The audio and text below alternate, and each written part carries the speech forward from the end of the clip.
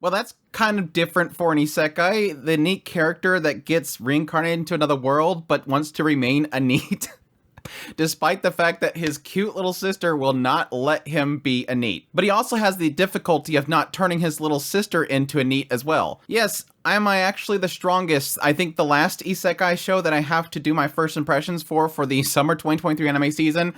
And honestly, there's sides of this story that I like, but there's also sides of it that I don't. So this is a very mixed impressions on this series, but it's my thoughts. Let's jump into it. Am I Actually the Strongest opens up with a guy that was bullied when he was in school and he decided to become a shut-in, and all he does all day is just look at his phone. Well, unlike most isekai shows, apparently this is isekai via phone because the phone screen lights up and then he appears before a goddess and the goddess says, "You have been randomly selected. You're going to get reincarnation." And he's like, "Oh, cool. So I'll get OP abilities and I'll be like having an easy life in another world, fantasy or not. I'll just laze around all day." But yes, he's reincarnated as the son of royalty itself. And very quickly they do a test to see what kind of potentials he has, and he's level 2.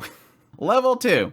The goddess messed up somehow. She claimed that she was going to give him OP abilities and stats and everything, but apparently he's level 2. Well, we quickly find out from the goddess's perspective that she sort of messed up. She made him level 1002. And the highest that humanity has ever gotten to is 77. So when they tested and they only seen 2, they assume that that's it.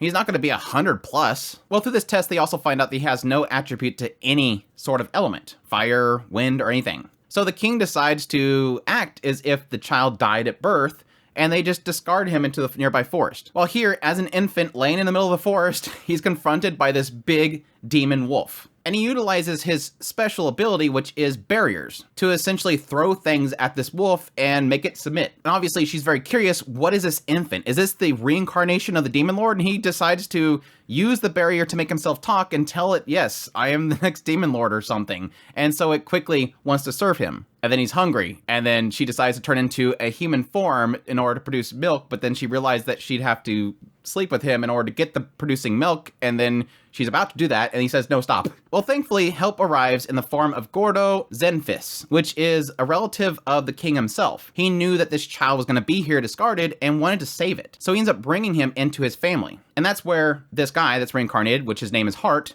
is raised and taken care of. All the while working on his abilities, figuring out how to use this barrier magic in different ways, manipulating things, and yes, finding out that even though he is level 2, he's extremely overpowered. He even figured there might be a possibility that he's a 3-digit level, and so he decided to try that out on a 3-digit thing, and he's still showing only 2. Again, he's going to have to get a 4-digit in order to show that he's 1002. Well, what kind of establishes from this point is that he's trying to make his life really easy. He just wants to live a relaxing life. So he's using his barrier magic in order to create another of himself in order to send that other self out to do things while he lays around at home. He quickly catches the attention of his sister, who seems to hate him at some point in his life. We kind of find out later on it's because she's noticed that he's different, that there's something special about him, that he's going out at night and taking out bandits and stuff like that for his father. And eventually she grows to pretty much adore him, that he is this freedom fighter. At the same time, he lies to his new father that he's trying to learn ancient magic, like lost arts from ancient times. And he comes to find out that Charlotte, his little sister, is like a super genius, and so she knows a lot about ancient arts and where to find the books in their library and everything. And eventually ends up slipping out to her this thing called anime from his previous life, which he wants to see this, so he decides to use barrier magic in order to create an internet connection to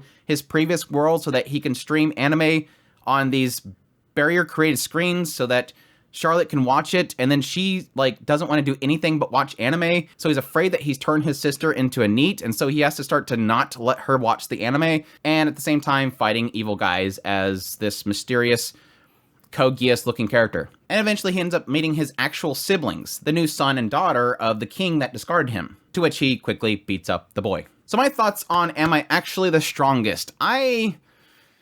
I'm very, very mixed on this show. On one hand, it's kind of comical in the idea that you have a NEET for once that gets reincarnated into another world that doesn't want to become an OP character that's not noticed by anybody, but still takes down things and has adventures.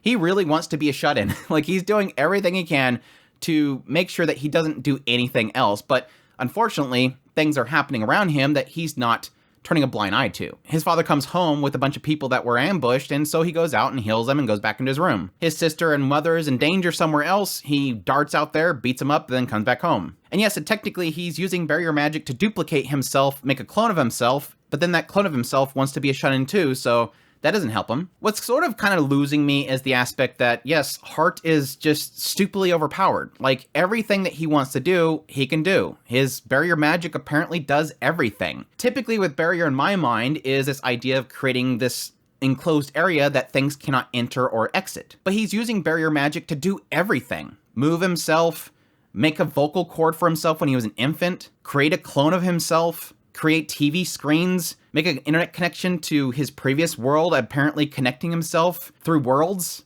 It's just kind of boring. Like, everything that he wants, he just goes barrier magic and it happens. I'm sure there's a deep explanation on how he's able to pull all this stuff off, but it's just kind of boring.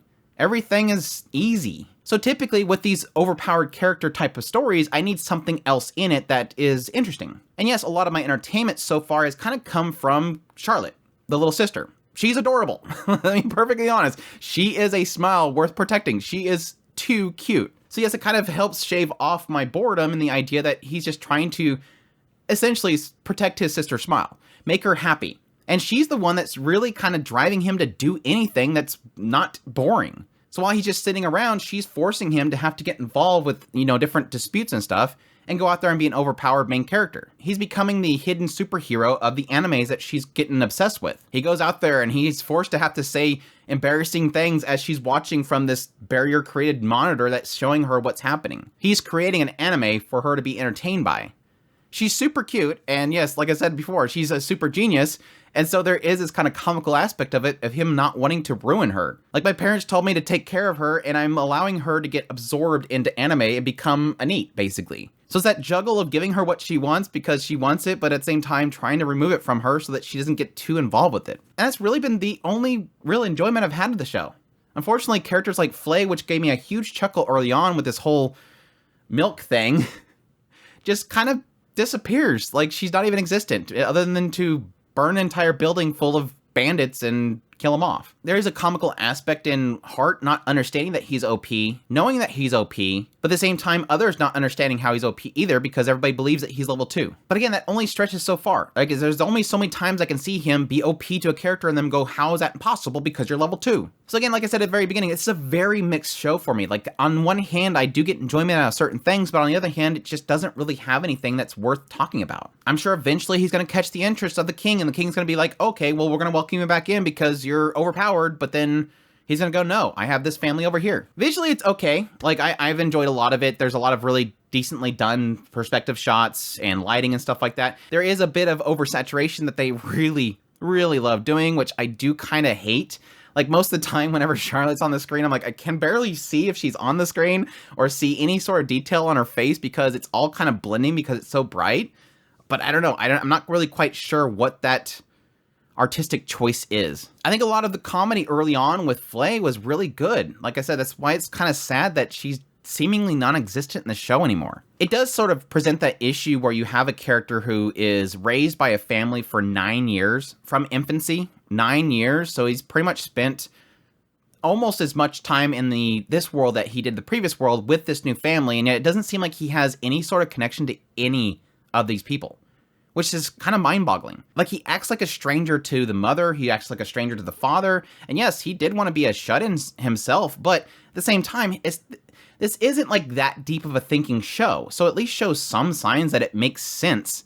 Not that I need a deep inner monologue about how he feels about the new family, but at least show that you have some sort of familiarity with them, and that they know what you're capable of. Why are we only discovering all this stuff about them 9 years later? But yeah, still the aspects that I am enjoying is still keeping me going, so I will probably finish watching the show. It's just, hopefully something interesting happens besides barrier OP and everything solved. But yeah, that's my thoughts on Am I Actually the Strongest? Hope you guys enjoyed this video. As always, if you did, make sure that like button down below to protect the smiles of Charlotte. If you're new to the channel, make sure that subscribe button to get my content. I do news, reviews, first impressions, top list. If it's anime, it's pretty much here. Additionally, if you want to support the channel more, I have a Patreon link, tips link, super thanks, membership button down below. Greatly appreciate everybody does, and y'all take care.